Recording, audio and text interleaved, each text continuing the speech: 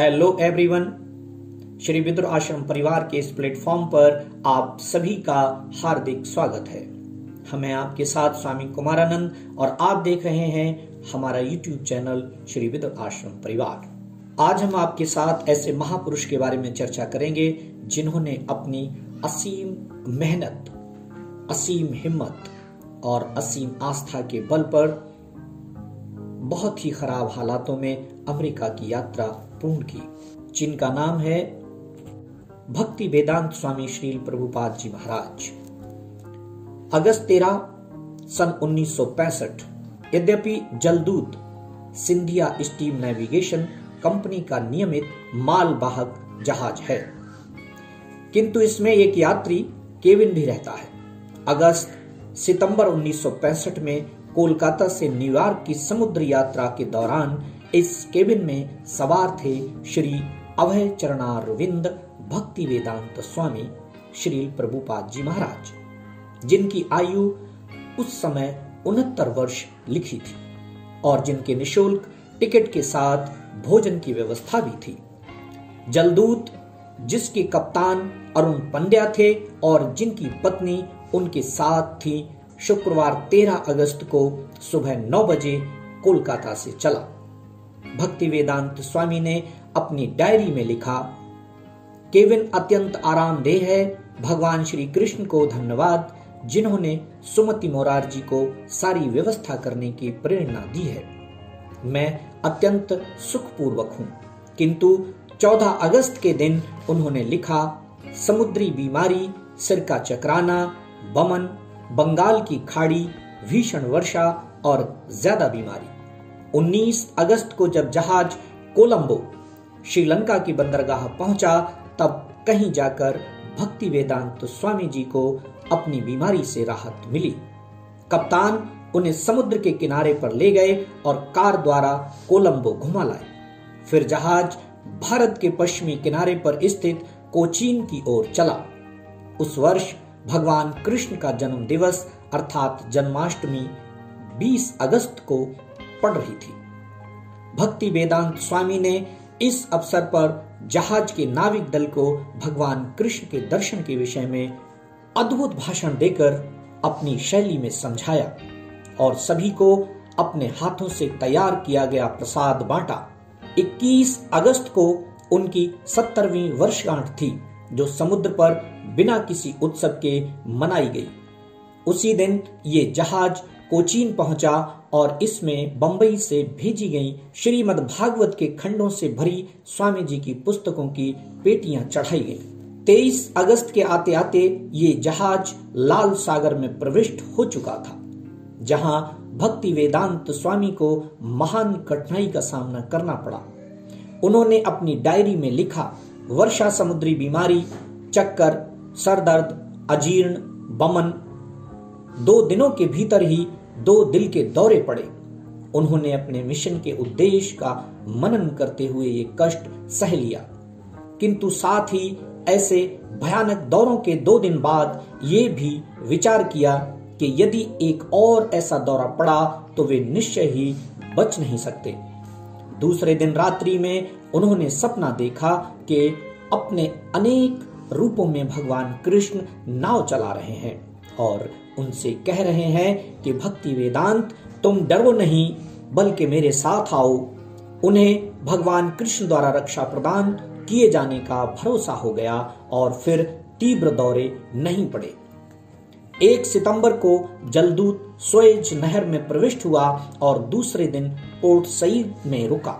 भक्ति वेदांत स्वामी ने कप्तान के साथ नगर का भ्रमण किया और कहा कि वो उन्हें पसंद आया है। 6 तारीख तक उन्हें बीमारी से कुछ कुछ राहत मिली और वे पहली बार प्रतिदिन की भांति खिचड़ी तथा पूरियां पकाकर खाने लगे। उन्होंने अपनी डायरी में अंकित किया कि उनमें शक्ति का क्रमशः संचार हो रहा है। आज जहाज अत्यंत शांति से चल रहा है। ये 10 सितंबर की बात है।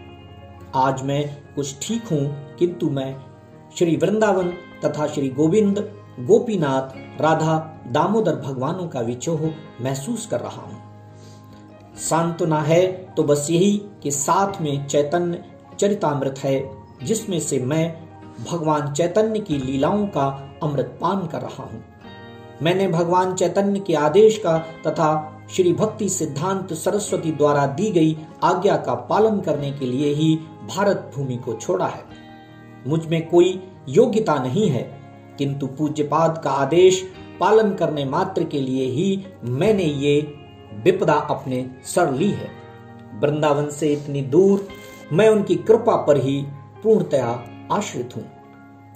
सन 1965 की ये समुद्र यात्रा जलदूत के लिए शांतिपूर्ण रही। कप्तान पंड्या ने बताया कि उन्होंने अपने संपूर्ण कार्यकाल में अटलांटिक सागर को इतनी शांति से कभी पार नहीं किया। भक्ति वेदांत स्वामी ने उत्तर दिया कि ये शांति भगवान कृष्ण की कृपा के कारण थी।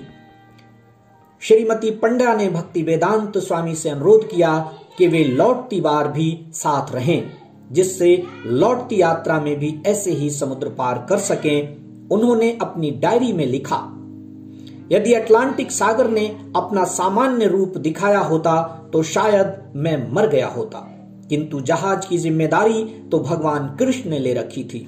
कोलकाता से 35 दिनों तक यात्रा करने के पश्चात जलदूत 17 सितंबर 1965 को सवेरे 5:30 बजे बोस्टन स्थित कॉमनवेल्थ घाट पर पहुंचा।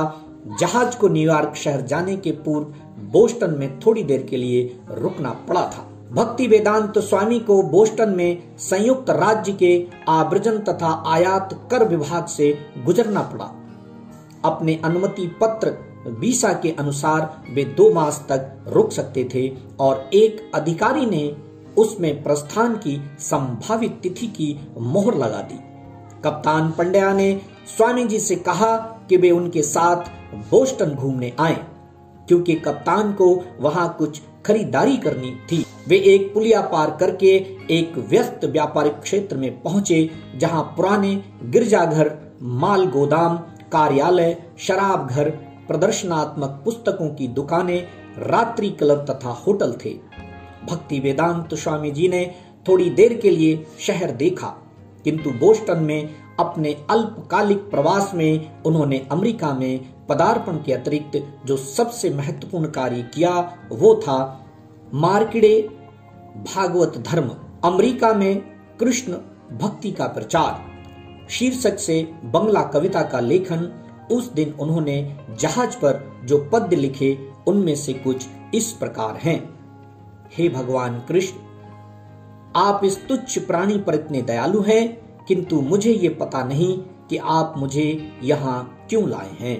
अब आप मेरे साथ जो चाहें सो करें, किंतु लगता है कि आपको यहाँ पर कुछ काम है, अन्यथा आप मुझे इस भयावह स्थान पर क्यों लाते। यहाँ के अधिकांश लोग रजोगुण तथा तमोगुण से आच्छादित हैं। भौतिक जीवन में मग्न ये अपने को परम सुखी तथा संतुष्ट मानते हैं। फलतः उन्हें वासुदेव कृष्ण के दिव्य संदेश के प्रति कोई रुचि नहीं है। मैं नहीं जानता कि वे इसे किस प्रकार समझ सकेंगे, किंतु मैं जानता हूं कि आपकी अहेतु की कृपा से सब संभव है, क्योंकि आप परम कुशल योगी हैं। भला वे भक्ति में सेवा के रस को कैसे समझ सकेंगे। हे प्रभु, मैं मात्र आपकी कृपा की याचना करता हूँ, जिससे आपके संदेश के प्रति मैं उन्हें आश्वस्त कर सकूं। आपकी इच्छा से सारे जीव माया के वश में पड़े हैं, अतः आप चाहें तो आपकी इच्छा से वे माया के चंगुल से छूट भी सकते हैं। मेरी कामना है कि आप उनका उद्धार करें, अतः यदि आप उनका उद्धार करना चाहें तभी वे आपके संदेश को समझ सकेंगे। मैं उन्हें कृष्ण भावनामृत का ये संदेश कैसे समझा पाऊंगा। मैं अत्यंत अभागा, अयोग्य तथा अत्यंत पतित हूं, अतः आप आशीर्वाद दें कि मैं उन्हें आश्वस्त कर सकूं, क्योंकि मैं अपने आप ऐसा करने में अक्षम हूं। हे प्रभु, आप अपने विषय में प्रचार करने के लिए मुझे यहाँ जिस तिस भांति लाए हैं, हे ईश्वर, अब आपके हाथ में है और आपकी इच्छा पर है कि आप मुझे सफल या असफल बनाएं। हे संपूर्ण जगत के गुरु, मैं आपके संदेश को केवल दोहरा सकता हूँ, अतः यदि आप चाहें तो मेरी वाक शक्ति उनकी समझ के योग्य बना सकते हैं। आपकी अहेतु की कृपा से ही मेरे शब्द विमल बनेंगे। मुझे विश्वास है कि जब ये दिव्य संदेश उनके हृदय में प्रविष्ट होगा तो वे निश्चित रूप से इससे प्रसन्नता का अनुभव करेंगे और जीवन की सभी दुखदायी परिस्थितियों से मुक्त हो सकेंगे। हे प्रभु, मैं आपके हाथ की कठपुतली सा हूँ, अतः यदि आप मुझे यहाँ नचाने के लिए लाए हैं तो मुझे नचाइए। हे भगवान, आप जैसा चाहें मुझे नचाइए। ना मुझ में भक्ति है और ना ज्ञान, किंतु मुझे कृष्ण के पवित्र नाम पर प्रगाढ़ श्रद्धा है, अपार श्रद्धा है। मेरा नाम भक्ति वेदांत रखा गया है। अतः अब यदि आप चाहें तो भक्ति वेदांत के असली तात्पर्य को सार्थक बना सकते हैं। इसके नीचे उन्होंने अपने हस्ताक्षर किए। जलदूत पर आरूढ़, बोस्टन, मैसाचुसेट्स, संयुक्त राज्य अमेरिका। जलदूत 19 सितंबर को न्यूयॉर्क बंदरगाह पहुंचा और 70वीं सड़क पर ब्रुकलिन पायर पर गोदी में खड़ा कर दिया गया। भक्ति वेदांत स्वामी ने अद्भुत मनहट्टन क्षितिज एम्पायर स्टेट इमारत तथा भूतकाल के लाखों यात्रियों तथा प्रवासियों की भांति लिबर्टी की मूर्ति, स्टैच्यू ऑफ लिबर्टी देखी। इस वीडियो में बस इतना ही। मिलते हैं अगली वीडियो में ऐसे ही किसी प्रेरक प्रसंग के साथ। तब तक के लिए आप खुश रहिए, अच्छे रहिए, हमेशा हंसते मुस्कुराते रहिए।